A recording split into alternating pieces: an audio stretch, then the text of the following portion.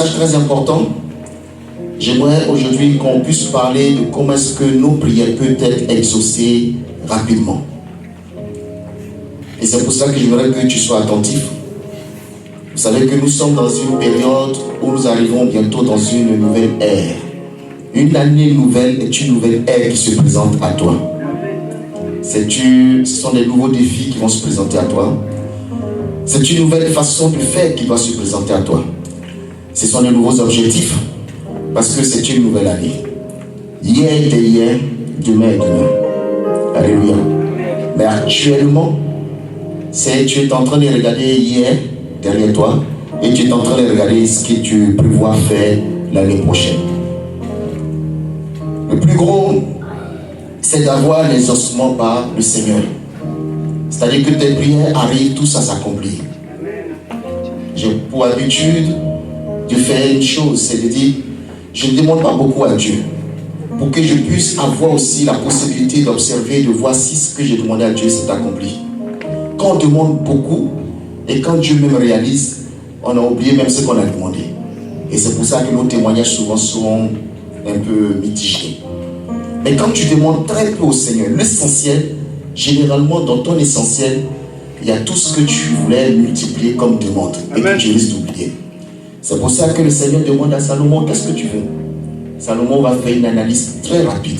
Vous savez, en termes de destinée, on ne dure pas dans l'analyse. Parce que la volonté du Saint-Esprit arrive comme ça, comme un flash. Et si tu as le discernement, tu saisis ça très rapidement et tu présentes ça rapidement à Dieu. Aucune chose que nous voulions faire ou nous voudrions faire ne peut venir dans notre esprit si cela vient de Dieu sans que Dieu l'ait mandaté. Amen. Est-ce que je parle avec toi? La bonne chose que tu dois faire pour accomplir la volonté de Dieu, c'est toujours Dieu qui mandate cette bonne chose. Et donc quand elle arrive, nous devons la saisir très rapidement et la présenter. Dieu demande donc à Salomon, il dit, que veux-tu? Demande-moi tout ce que tu veux et puis je te donnerai. Nous devons avoir cette capacité d'analyse rapide et de réponse appropriée. Salomon analyse et Salomon dit à Dieu, il dit, donne-moi la sagesse donc de gérer ton peuple. Alléluia. Dis à quelqu'un, il a bien parlé. Si j'étais à sa place, j'allais dire, donne-moi le milliard. Donne-moi la puissance. Donne-moi ceci. Donne-moi cela. Mais Salomon avait la capacité de Dieu d'analyser très rapidement. Dieu est l'être qui analyse les choses avant même qu'elles arrivent. C'est pour ça que rien ne peut surprendre Dieu. Et Dieu a mis en chacun d'entre nous cette capacité d'analyse. Le problème, c'est qu'on l'use très rarement. Mais là, je voudrais réveiller quelqu'un ce matin pour dire que pour que ta prière arrive à l'exaucement rapidement, il faille que tu développes ou bien tu exploites cette capacité que Dieu a mis en toi. Alors Salomon dit, donne-moi à gérer ton peuple, cette sagesse-là qui peut me permettre. Mais dans cette réponse de Salomon, il y avait quelque chose de capital. N'oublions pas que Salomon était roi. Et donc pour qu'un roi puisse gérer un peuple, une nation, un territoire, un royaume, il lui fallait la richesse, il lui fallait les hommes, les armées, il lui fallait la puissance, il lui fallait tout. Est-ce qu'on se comprend? Alors Salomon, dans sa seule réponse, il a demandé tout ce qu'il avait besoin pour régner. Il n'a pas multiplié les demandes, mais il a donné une seule réponse à Dieu.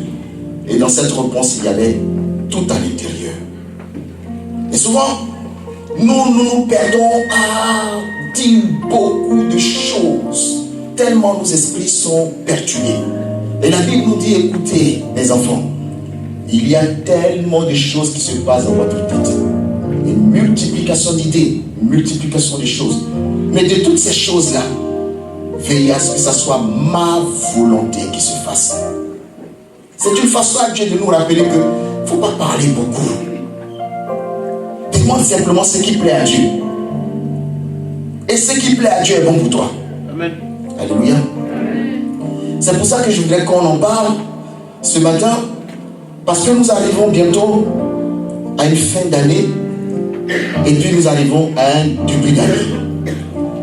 Mais Il fallait que chacun d'entre nous comprenions que ce n'est pas ce que nous voulons faire en 2024 qui est important. C'est ce que Dieu veut que tu fasses en 2024 qui est important. Donc mon premier chapitre ou bien que je vais traiter, c'est connaître la volonté de Dieu. Alléluia. Dis à quelqu'un, il faut connaître la volonté de Dieu. Tu n'as pas bien dit ça. Il faut lui dire, connais la volonté de Dieu. Et nous allons prendre le livre de 1 Jean, son chapitre 5. Je lis la parole. Le livre de 1 Jean, chapitre 5, à partir du verset 14. Nous avons auprès de lui cette assurance que si nous demandons quelque chose selon sa volonté, il nous écoute. Et si nous savons qu'il nous écoute, nous savons que nous possédons la chose que nous lui avons demandée, quelle qu'elle soit. Pardon. Amen. On peut s'asseoir. Alléluia.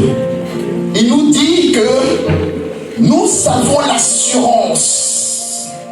Une assurance, c'est apporter à quelqu'un une paix. L'assurance que ce que nous lui demandons, selon sa volonté, nous l'avons obtenu. Amen. Et si nous l'avons obtenu, nous ne devons plus nous inquiéter parce que ce que lui, il a programmé, il accomplira. J'ai traduit ce qu'il vient de dire dans le verset. On va le relire ensemble, c'est le verset 14. Si nous avons auprès de lui cette assurance. Si nous avons auprès de lui cette assurance. Que si nous demandons quelque chose. Que si nous demandons encore si. Si, toujours une condition. Si nous avons auprès de Dieu l'assurance que si nous demandons quelque chose. Selon sa volonté, il nous écoute. Selon sa volonté, Dieu t'écoute. Si tu demandes quelque chose à Dieu selon sa volonté, Dieu t'écoute. Et si tu as l'assurance que quand tu vas lui demander, il te répondra, la Bible dit la suite.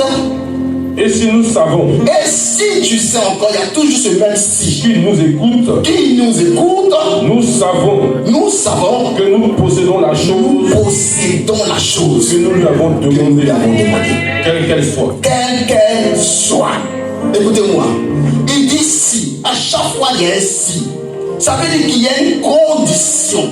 La condition qui est là, il dit si tu sais que tu as de l'assurance, c'est-à-dire si tu as mis ta vie dans la main du Seigneur et que tu ne doutes pas que le Seigneur véritablement a accepté ta vie, et si ensuite tu crois réellement que l'Éternel, quand tu lui demandes quelque chose, il va te l'accorder, il dit si encore cette chose là tu crois que tu l'as déjà reçue, alors tu le recevras.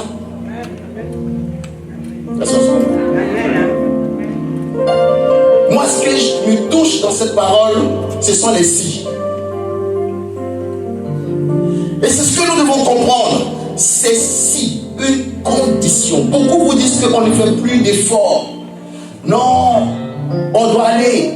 Tu viens, le Seigneur, tu n'as plus besoin de ça. Tout est accordé. La Bible dit si. La parole de Dieu te dit ici si. Tu crois, si tu as confiance, si tu te livres à Dieu, si ce que tu as demandé avant même de l'avoir même vu, si tu crois que tu l'as reçu, alors tu l'auras. Amen. Ça veut dire que tu as un effort à faire. Amen, amen. Un effort à faire d'accepter que la volonté de Dieu est bonne pour toi. Est-ce que je parle à quelqu'un? Il dit ici, si c'est la volonté de Dieu, Dieu n'accomplit que sa volonté. Dieu n'accomplit pas la volonté de l'homme. Dieu accomplit sa volonté. Puisque de toute façon, la volonté de l'homme, si elle est soumise à Dieu, elle est bonne pour l'homme. Amen, amen. Alléluia. Est-ce que je parle à quelqu'un ce matin? Dieu ne peut pas accomplir ta volonté. Souvent, chrétiens, quand nous parlons avec l'Éternel, On a l'impression qu'en fait c'est nous qui sommes Dieu. Écoutez-vous dans vos prières. On a l'impression que en fait c'est nous qui sommes Dieu. Peut-être parce que l'Éternel dit qu'il nous a donné aussi ce pouvoir de marcher sur les serpents, les scorpions. Il a fait de nous enfants de Dieu. Alors tout de suite on met Dieu derrière et puis on se présente. Ce qu'on oublie, c'est que c'est pas Dieu que nous sommes enfants de Dieu. Alléluia. Donc on ne peut pas mettre Dieu derrière. C'est au travers de Dieu que nous sommes enfants de Dieu. Écoutez, c'est cette image-là que je reçois très souvent quand je prie le Seigneur. L'image de la passoire. Ce qui sort en dernier de la passoire, c'est quelque chose qui a été épuré par la passoire. Sans la passoire, tout ce qui va venir vient avec les déchets. Est-ce qu'on se comprend? Christ est donc notre passoire. Quand nous passons par Christ, c'est parce que nous passons par Christ que nous devenons enfants de Dieu. Mais si tu ne mets pas la passoire devant toi, quand tu passes avec tout ce qui est défaut qui t'empêchera de parler à Dieu et d'avoir l'accomplissement. Alléluia. Donc, première chose, en cette année qui est en train d'arriver, c'est que nous devons chercher la volonté de Dieu. Faire le tri dans nos pensées. À l'époque, quand j'étais commando de Maurice Oriro, un jour il me raconte, j'étais monté avec mon père spirituel, et puis on est monté dans son hôtel, dans sa chambre, et puis il me disait une chose. Il dit, tu sais, tu obtiendras tout ce que tu voudras si tout ce que tu veux vient de Dieu. Si tout ce que je veux vient de Dieu. Si tout ce que j'espère, je désire, vient de la volonté de Dieu. Amen. Alors on me demandera, mais comment connaître la volonté de Dieu? Alors il va me dire, la volonté de Dieu est quelque chose qui bat dans ton cœur, comme si c'était l'amour de ta vie. Il dit, ça fait palpiter ton cœur, ça fait bouger. Tu ne sais pas, mais elle te possède. Tu as envie de le faire, tu as envie que ça arrive. Et pourtant, quand tu aimes, tu vas voir l'amour en même temps que tu aimes. Il y a des obstacles qui viennent autour. Il y a des doutes qui viennent autour. Et puis, l'amour est là, l'amour veut s'exprimer. Il dit, la volonté de Dieu est semblable à cela. Alléluia. Tu as envie de le faire, tu vois qu'autour de toi que ça a des difficultés, tu ne comprends pas comment le faire. Peut-être même le pasteur ne t'écoute même pas. Tu as envie de parler au pasteur. Et puis tu vois qu'il ne t'écoute pas. Et tu as envie de le faire. Et puis tu es là, tu viens voir telle soeur. Elle te donne des réponses, mais ça ne concorde pas à ce que tu as envie de faire. Frère, c'est que tu es en train d'écouter la volonté de Dieu. Amen. Alléluia. Ça veut dire que tu es dans la volonté de Dieu. Ça veut dire que Dieu est en train de te parler. Parce que tout ce qui vient de Dieu est en opposition avec ce qui demande la chair.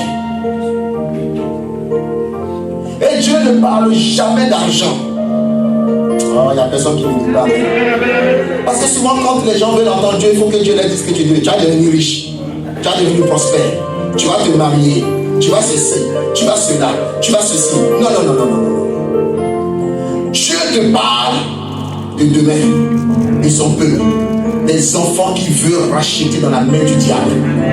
Dieu te parle de comment est-ce que lui voudrait que le monde aille, comment est-ce qu'il voit le monde. Dieu te parle de comment est-ce qu'il peut sauver, tu peux sauver, au travers de toi, il peut sauver beaucoup de personnes. Amen.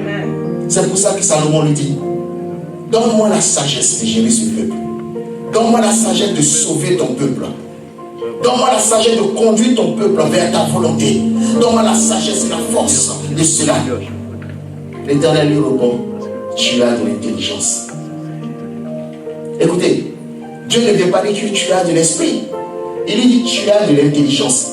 Comme Dieu vous dit que dans la volonté de Dieu, il faut aussi que ton intelligence soit mise à l'œuvre. Est-ce qu'on se parle ce matin? Arrêtons d'être trop des hommes spirituels. Quand ça vient dans ton cœur, tu dois faire une analyse. C'est pour ça que je dis tout de suite, tu dois avoir la capacité d'analyse rapide. Alléluia. Et quand tu as cette capacité d'analyse, vous allez vous rendre compte que tu gagnes des jours sur ta vie. Tu gagnes des jours sur même l'accomplissement de la volonté de Dieu. La Bible dit que personne ne sera aussi riche que Salomon de toute l'existence. Elle dit que même Bill Gates, milliardaire, multimilliardaire, il ne pourra jamais être aussi riche que Salomon.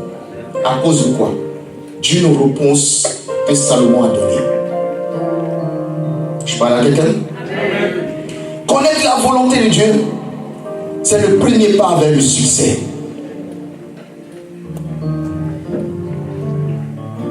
Alléluia. Amen. Ce matin-là, je ne vous sens pas. Hein? Amen, amen, amen, amen. Et connaître la volonté de Dieu éveille en nous une foi. Puisque la Bible nous dit tout à l'heure que si tu crois, si tu penses que tu as l'assurance, si tu as demandé, que tu es sûr que cela va arriver, à partir de cet instant-là, cela arrivera. Amen, amen. Donc, la volonté de Dieu développe en toi la foi selon Dieu. Tu me suis? Le livre de Galates chapitre 2, Écoutons. du verset 20 au verset 21. J'ai été crucifié avec Christ. J'ai été crucifié avec Christ. Et si je vis, et si je vis, ce n'est plus moi qui vis. Ce n'est plus moi qui vis. C'est Christ qui vit en moi. C'est Christ qui vit en moi. Si je vis maintenant dans la chair, je vis dans la foi au Fils de Dieu. Amen. Qui m'a aimé et qui s'est livré lui-même pour moi. Amen. Il faille que vous cherchiez à être en alignement avec la volonté de Dieu. Première chose, je dis il faut chercher la volonté de Dieu. Deuxième chose, il faut chercher à s'aligner à la volonté de Dieu. C'est deux choses qui sont différentes. Connaître la volonté de Dieu. Beaucoup parmi nous connaissons la volonté de Dieu pour notre vie. Le problème là, c'est de s'aligner à la volonté de Dieu. Ça veut dire accepter cette volonté-là et marcher conformément à cette volonté-là, même si elle est contraire à ce que la chair te propose. Et le problème, c'est là que l'homme défaille. L'homme pense que son bon plaisir est souvent la volonté de Dieu.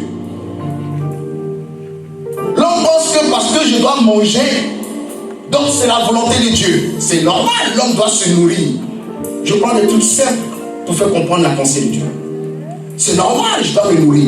Mais peut-être que l'Éternel ne t'attend même pas sur le plan de la nourriture physique. C'est que Dieu dit oui, tu dois manger. Mais aussi, il vient te dire derrière que l'homme ne vivra pas simplement de pain, mais de toute parole qui vient de la bouche de Dieu. C'est que Dieu dit, peut-être qu'en mangeant la volonté et sans restriction, la parole de Dieu, la nourriture physique sera ton partage automatiquement et forcément.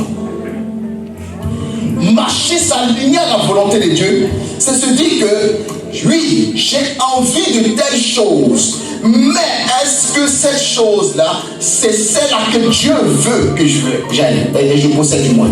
Amen. Est-ce que, je ne sais pas si on me suit ce matin. Amen. Vous savez, c'est comme quelqu'un qui veut une voiture pour aller au travail. C'est normal. Amen.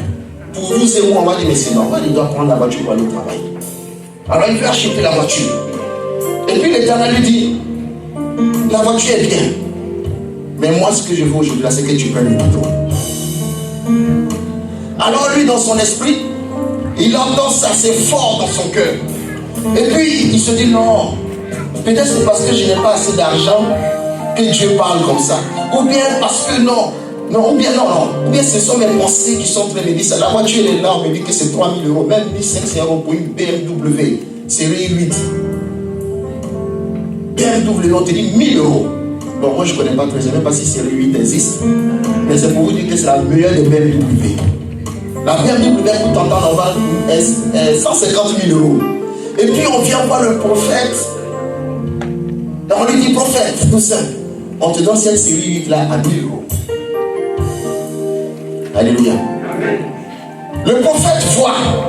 La première chose qu'il va dire, Dieu m'a béni. Écoutez-moi. Souvent, ce n'est pas Dieu. Ce n'est pas parce que la chose que tu possèdes a une valeur qu'elle vient de Dieu. Mais quand on fait une telle proposition, cherche à t'aligner à la volonté de Dieu.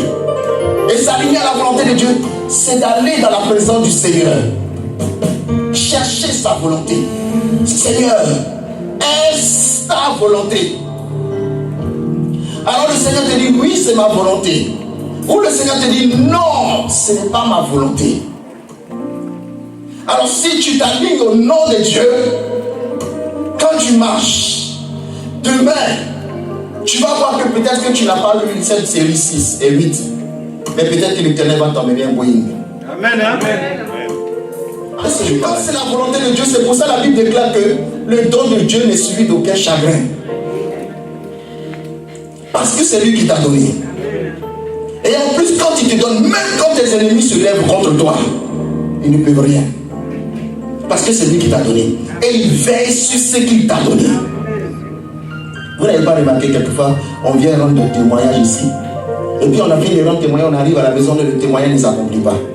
C'est-à-dire le début du témoignage, dès que ça commence à devenir, Seigneur m'a béni, il m'a ouvert une porte, et puis voilà, et ceci, cela. Mon ami, est-ce que tu as demandé à Dieu de venir rendre témoignage? Ça, on se parle même ce matin.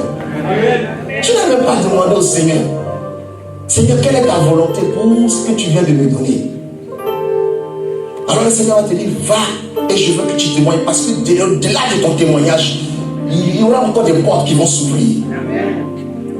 Mais il y en a, ils sont tellement contents, ils se lèvent le matin et puis viennent s'asseoir ici. Oh, le Seigneur m'a béni. Mon ami, est-ce que tu sais qui est dans l'église ici? Amen, amen. On marche, on dit, les moutons marchent ensemble, mais ils n'ont pas le même prix. Il y en a qui ont le prix, mais il y en a qui ont le prix aussi. Il y en a qui viennent dans l'église, je ne parle pas de sources vivantes. Mais il y en a qui laissent leur manteau de sorcellerie souvent à la porte de l'église et qui montent pour venir entendre ton témoignage. Et quand tu as fini de donner ton témoignage, ils sortent à la maison, ils ont pris leur bagage, ils prennent ton témoignage et ils rentrent à la maison et commencent à travailler sur ton témoignage. Il y en a, ils attendent tout simplement ton témoignage et puis il y a une jalousie qui naît en eux, c'est le début de la sorcellerie. Est-ce qu'on se parle ce matin? C'est pour ça qu'il est important de connaître la volonté de Dieu. Quand une nouvelle ère est en train d'arriver, on ne vient pas raconter ce que Dieu nous a dit pour l'année 2023 qui est en train d'arriver à tout le monde. Si Dieu ne t'a pas dit, va parler. Cherchez à vous aligner à la volonté de Dieu. Quand tu cherches l'alignement à la volonté de Dieu, rien ne peut empêcher la volonté de Dieu de s'accomplir. Il y a une seule personne qui peut empêcher la volonté de Dieu de s'accomplir, c'est toi. Amen. Alors souvent vous voyez ici que je vous dis, les gens qui fuient les sorciers, si tu fuis sorcier, c'est parce que tu sais quel est le problème que tu as. Il n'est pas dit de devenir ami aux sorciers. Mais souvent on est là, on dit il y a tel sorcier qui veut ma vie, qui veut ceci. Écoute, tu es enfant de Dieu, tu n'es pas enfant de Dieu. La volonté de Dieu a dit quoi? Il dit ils vous attaqueront, ils sortiront contre vous, mais ils ne pourront pas vous vaincre. Mais je te dis une chose, quand tu es dans la volonté de Dieu, Paul déclare, il dit Christ est avec moi. Je marche et je me suis aligné à la volonté divine. Il dit qui peut être contre moi? Même le ciel, même les anges qui voudraient me raconter autre chose que le nom de Jésus qui m'a été annoncé, je leur dirai arrière de moi Satan. Et cet arrière de moi, ils obéiront à cela, ils reculeront de moi. Mais si l'ennemi arrive à toucher à vos vies, c'est parce que vous n'êtes pas alignés à la volonté de Dieu. Si les marabouts de vos familles ou de vos amis arrivent à vous importuner, à vous déranger dans votre existence, c'est parce que tout simplement vous n'êtes pas alignés à la volonté de Dieu. Est-ce qu'on se voit? On arrive en 2023. Si tu continues à voir les sorciers dans ta vie, mon ami, c'est que toi-même tu as semé qui viennent agir dans ta vie. Ils doivent vivre. Moi je dis sans eux, le monde serait un peu monotone. C'est vrai. Imaginez-vous qu'on supplie toute autre difficulté, mais on va s'ennuyer. Aujourd'hui on est assis, nous tous ici, c'est parce qu'il y a un problème. C'est parce qu'il n'y a pas de problème, toi tu vas venir à l'église. Dites-moi, s'il n'y a pas de problème, tu as tout ce que tu veux sur la terre, tu vas venir voir Dieu où? Mais il faut qu'ils existent. Parce qu'ils rendent notre vie agréable, heureuse. Parce que vous savez, ils ne peuvent pas nous nuire. Alléluia. Donc cherchons à être alignés à la volonté de Dieu pour cette année 2023. Dis Amen avec moi. Et en troisième position, c'est de chercher à accomplir la volonté de Dieu. Dis à quelqu'un, cherche à accomplir la volonté de Dieu. Est-ce que tu penses que toi tu es capable d'accomplir la volonté de Dieu? On va prendre le livre de Jacques 1, verset 22. Jacques chapitre 1, verset 22.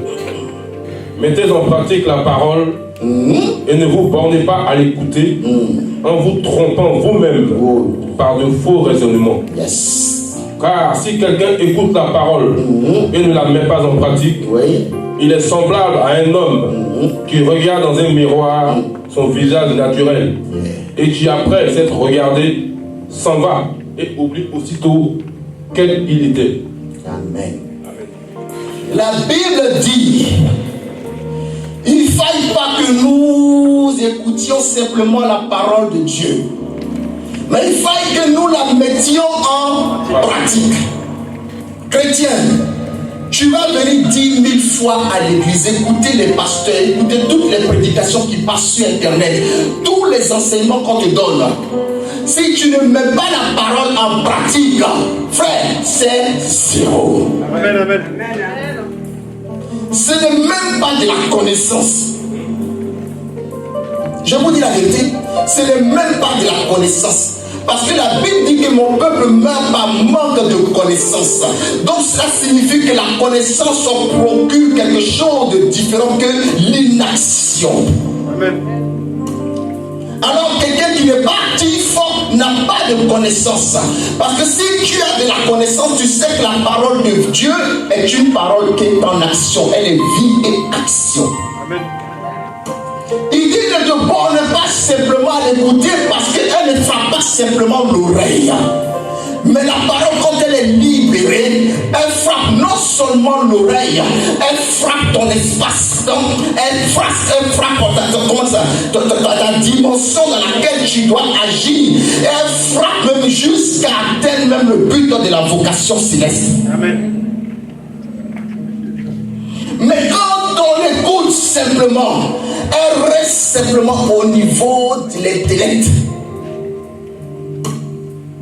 Ce n'est plus de la connaissance. Oh, personne ne comprend ceci. C'est par la connaissance que le monde possède. Les grandes puissances possèdent. Parce que la connaissance leur a révélé des choses qu'ils ont mis en pratique, qui font aujourd'hui qu'ils ont des armes nucléaires. Ils ont des armes puissantes. Et les autres qui n'avaient pas la connaissance sont devenus sujets ou alors vassals de ceux-là qui ont la connaissance. Amen. Ils sont devenus esclaves de ceux-là qui ont la connaissance. Donc la connaissance nous procure la puissance. Pourquoi? Parce que quand tu as entendu une connaissance, que tu la mets en pratique, elle doit produire des effets. Et c'est parce qu'elle produit des effets que ta foi augmente. Aujourd'hui, est-ce qu'il y a un pays africain qui peut se lever pour venir provoquer la France? Non. Amen. Même tous les pays africains n'ont qu'à se réunir, ils ne peuvent pas venir provoquer la France. J'écoutais dernièrement un ministre russe qui disait que une puissance nucléaire ne peut jamais perdre une guerre. Ils ont la puissance. Quelle guerre ils vont perdre? Mais pour qu'ils aient la puissance, ils ont eu la connaissance qui leur a permis de mettre en pratique. Mais nous avons la connaissance divine. Mais nous bornons simplement à écouter, à devenir des auditeurs oubliés dans la foi. Et nous venons à l'église, si je demande à quelqu'un ici de me réciter une parole biblique, il va me la réciter. Mais il ne la met pas en pratique. Pourquoi? Parce qu'il ne la comprend pas. Amen, amen, amen. Et pourtant, Dieu dit que je veille sur ma parole à ce qu'elle s'accomplisse. Mais pourquoi donc ce que nous entendons à l'église ne se manifeste pas dans notre vie? Parce qu'il y a des hommes qui entendent, des femmes qui entendent, mais qui n'osent pas mettre en pratique. Pourquoi? Parce qu'aujourd'hui, ils regardent le monde.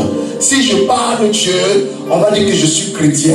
Si je fais ceci, on va dire que je suis trop spirituel. Si je fais ceci, on va me prendre dans la lune et je pense que c'est un saint. Frère, si tu ne mets pas la parole de Dieu en pratique, c'est zéro.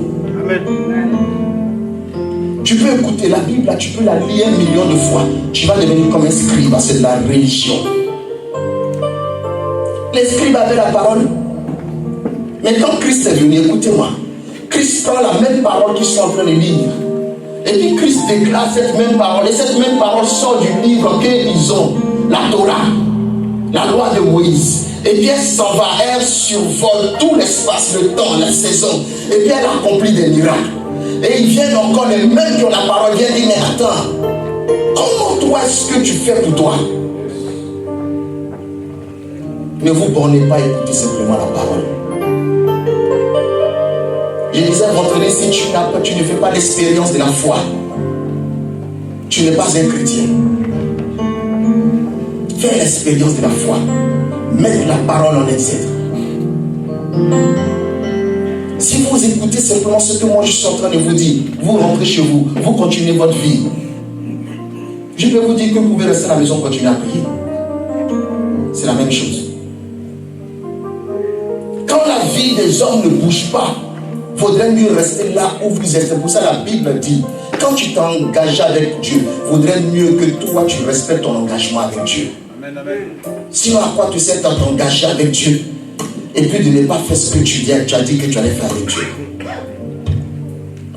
Et il y a beaucoup parmi nous ici, c'est leur vie. Ils ont pris des engagements avec l'Éternel. Et au bout du compte, ils sont devenus des religieux à réciter des prières chaque jour, les mêmes prières, sans jamais avoir fait l'expérience de ces prières. Et Dieu dit, mais aucune parole ne doit sortir de la bouche d'un enfant de Dieu et partir et revenir à lui sans accomplir l'œuvre pour laquelle elle était destinée. Et nous continuons des années après des années. Et il y a un pasteur qui disait que c'est une mentalité de souris. L'arrière-grand-père de la souris est tombé dans le piège à souris. Il est mort. Le grand-père est tombé dans le piège à souris. Il est mort.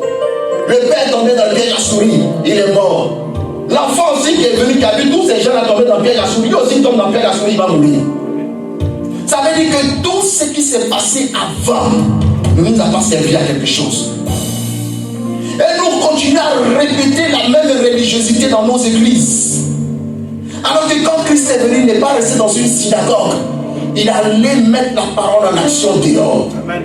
C'est quand tu es en action avec Dieu que des choses s'accomplissent. Les pharisiens étaient en train de prêcher dans les synagogues, mais ils n'ont jamais fait de miracle parce qu'ils stagnaient. Ils ne mettaient pas la parole. La parole, la puissance de Dieu est faite pour les gens qui veulent qu'elle se manifeste, qu'elle prouve l'existence de Dieu. Amen. Elle n'est pas faite pour ceux qui vont venir raconter l'embellir, la rendre belle dans les églises. Non, rendre jolie pour qu'on te regarde, on dit tu es bon chrétien, frère. Où est ta chrétienté quand on ne voit pas les œuvres de Dieu dans ta vie?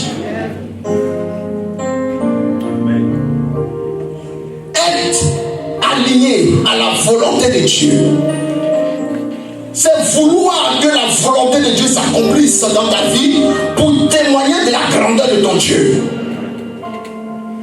Être aligné sur la volonté de Dieu, ce n'est pas chercher à ce qu'on ne regarde ou on te dise que non, tu es un bon chrétien, ou alors à chercher des frustrations pour ne pas prier parce que telle personne t'a fait ceci, tu ne veux pas prier. Mon frère, est-ce que Dieu t'a dit que ce que la personne a fait là, c'est mauvais? Amen, amen, amen. Vendredi, j'ai dit ici, et écoute-moi, si quelqu'un te froisse, et puis c'est une vérité, et tu prends ça, ça t'a fait mal, c'est que tu dois changer. C'est-à-dire, cette façon qu'il a fait là, c'est ça ton problème. C'est pour ça que tu n'évolues pas avec Dieu. Amen. Il y a des gens, tu vas simplement leur dire, oh, j'aime pas ton vêtement, ça y est, il a déconnecté avec Dieu. Lui, il vient plus à l'église, il prie plus, c'est terminé. On va lui demander pardon. Il va dire, ok. Le lendemain, 2 jours après, il y a un autre frère qui va venir encore le toucher sur la même chose. Il va se mettre dans la même position. On va lui demander pardon, il va dire, ok. Mais ils n'ont pas brisé cette chose-là qui l'empêche de se connecter avec Dieu. Dieu va susciter encore une autre personne pour venir encore le toucher là. Parce que ce que Dieu veut, c'est que tu réussisses à être au-dessus de cela. Parce que c'est ce que l'ennemi va utiliser pour te détruire. Est-ce que je parle à quelqu'un? Amen, amen, amen. Moi, quand j'étais jeune, on dit j'étais très colérique. Et puis moi-même, je reconnais. On était... Vous voyez, ma femme, c'est qu'elle dit au fond là-bas, c'est ça. Tiens, je me souviens, il était encore petit. Mon grand frère, en Côte d'Ivoire, il était petit, je ne sais même plus quel âge j'en avais. Mais il y a quelqu'un qui est venu bousculer mon grand frère. Moi, non, tiens, mon parent ne finit pas. Vous avez vu très qui est ici là, non? Je me suis levé, moi, petit pied dans le coup de tête. Ça saignait comme ça, mais la personne était par terre. Et puis il fallait que je continuais. Donc j'ai grandi avec ça. Et puis à chaque fois, je remarquais que quand je grandissais, les gens me touchaient sur ma colère. C'est que moi, mon parent, ça passe pas. Et puis à chaque fois, ils me mettaient dans des situations, et puis je me lève, et puis je passe. Si on va aller jouer au football ou bien au basket, on me provoque dedans, et puis je laisse tomber, je m'en vais, mais qui perdait? C'est moi. Et au final, j'ai dit, attends, ces gens, ils sont malins. Donc en fait, comme ils savent que j'ai réagi comme ça, ils viennent toucher là. Et quand ils touchent là, moi je rentre dans une situation, et puis après eux ils continuent à s'amuser. Donc c'est moi qui suis perdant. Et après plus tard j'ai compris que non, quand ils font ça, Dieu savait que j'allais devenir un serviteur de Dieu. Un serviteur de Dieu qui est colérique, où il va aller? Je gère. Est-ce que vous avez déjà géré l'église? Oui, my God. Demandez aux hommes de Dieu cela. L'église, là où vous ne pouvez pas savoir. Les problèmes qui sont à l'église, même toi, passant de l'air, on est toi, mais tu crois. Mais si tu es colérique, tu fais une délivrance corporelle directement dans ton bureau. Le Seigneur savait que non. Donc à chaque fois qu'un jour j'ai pris la décision, j'ai dit non, Seigneur, c'est terminé. Ils n'ont qu'à venir. On me touche ici, et puis c'est les mêmes étapes qui disent, tu as changé. Donc vous saviez vraiment que ce que vous faites là, c'était pas bon. Et je ne sais pas si on se comprend ce matin. Vouloir accomplir la volonté de Dieu, c'est d'accepter quelquefois aussi que les gens viennent pour t'amener à l'accomplissement de la volonté de Dieu. Amen, amen. Vous pensez que Pilate est venu dire à Jésus, je vais te crucifier pour rien? Non! Jésus déclare à Pilate que moi, si je veux, il y a une légion d'anges qui va descendre tout de suite là même. Mais c'est la volonté de mon Père qui est dans les cieux. Que là, dans ce moment-là, vous me frappiez. Et il a accepté. Quand il a accepté, les fouets de son corps sont devenus comme rien. C'est vous êtes allé regarder la passion de Christ. Vous l'avez vu pleurer pendant la passion de Christ. Il a accepté les fouets. Et il allait à la croix. Parce que pour lui, même les fouets, même la mort devenait un gain pour lui. Marcher, vouloir que la volonté de Dieu s'accomplisse. Je t'assure d'une chose. C'est la plus grande des bénédictions. Et elle ne va jamais t'emmener, quelle que soit la souffrance dans laquelle tu vis. Étienne déclare devant la mort que la mort devient pour moi un gain. Parce qu'il fallait que la volonté de Dieu s'accomplisse et que le témoignage soit donné. Et nous avons tous entendu, Étienne a déclaré ceci, Étienne a dit ceci. Frère, ça te dynamise aujourd'hui, ça te galvanise aujourd'hui, ça soulève ta foi. C'est ça la volonté de Dieu. Quand elle agit dans la vie d'une personne, ce n'est pas simplement pour elle, mais c'est pour les autres qui vont l'entendre. Pour que demain, mon action, ou bien la vie que Christ a en moi, puisse aider ma fille, Oxane, à devenir encore meilleure. Amen. La volonté de Dieu ne s'arrête pas simplement à nous. Elle va plus loin. Le serviteur dit, donne-moi à manger. Elle dit, si je finis de manger, moi et mon enfant, nous allons mourir. Il dit, et puis je vais faire quoi ça? Dieu m'a dit, et je m'aligne sur ce que Dieu m'a dit. Dieu sait qu'il te reste un peu de farine. Il sait que tu as fini de manger ça, tu vas mourir. C'est ce que toi tu penses dans ton cœur. Mais Dieu m'a dit que la farine qui te reste, je dois manger. Fais la nourriture, je vais manger. Amen. Un regard à l'homme de Dieu. Aujourd'hui, à notre temps là, un homme de Dieu qui vient te voir à la maison, tu n'as plus rien à manger, puis il te reste ton dernier pain. Tu lui dis, il faut que nous allons manger. Tu dis, c'est mon dernier pain. Tu vas l'insulter, tu vas dire, tu es méchant. mais elle s'alignait à la volonté de Dieu. Il plaît à Dieu que dans ma souffrance, un homme de Dieu vienne pour partager ma nourriture qui me reste, que la volonté de Dieu se fasse. Écoutez, quand il a dit à l'homme de Dieu, va te nourrir, je vous dis un secret. Quand il est sorti, il est arrivé vers l'homme de Dieu, la femme, Dieu ne lui a jamais dit comment est-ce qu'il devait procéder pour que la femme lui donne à manger. Sur le terrain, devant les situations qui vous arrivent, quand Dieu dit une chose qui va arriver, c'est ce que je disais tout à l'heure, l'intelligence doit prendre le pas aussi. Et puis devant la situation, tu vas être un peu, je dis, conscient qu'il y a quelque chose qui est là, tu dois emmener les gens. Il y en a qui viennent parler à quelqu'un, tu veux qu'il vienne à l'église et puis tu lui parles comme si. Non! Dieu peut te dire, va évangéliser, angéliser. Tu arrives devant angéliser, tu dois t'assurer de savoir qui est angélisé. Peut-être que l'angélisé n'aime pas qu'on lui parle de Dieu directement. Je disais à ma fille, il y a 2 jours, elle me posait la question sur l'évangélisé. Elle dit, mais on ne vit pas quelqu'un qui lui parle de Dieu, bien le péché qu'il fait. On vient lui parler de la bonté divine qui est en lui, la meilleure personne qui est en elle. Mais ça, pour que tu arrives, il fallait que tu sois inspiré par Dieu, que tu t'alignes sur la bonté de Dieu. Amen. On dit quand il est arrivé, il a dit, donne-moi à manger. Quand elle a fait de lui donner à manger, il est parti. 2 ans et demi plus tard, l'enfant de la dame meurt. Elle va voir l'homme de Dieu. Et l'homme de Dieu vient. L'homme de Dieu prie pour l'enfant. L'enfant se lève. Vous savez ce que la dame a répondu? C'est ça qui m'a touché. Elle dit, c'est maintenant que je sais. C'est-à-dire, pendant tout ce temps-là, elle avait juste la farine, elle va manger, puis elle va mourir. Elle n'est pas morte. C'est-à-dire, après qu'il a mangé, la farine était abondante dans sa maison. Jusqu'à la Bible déclare que même ses parents vont manger aussi. Et les parents de ses parents ont mangé encore. Mais c'est là-dessus qu'elle s'arrêtait. C'est pour ça que je suis en train de vous dire que la volonté de Dieu ne s'arrête pas à ton niveau. Mais les générations après toi, Amen.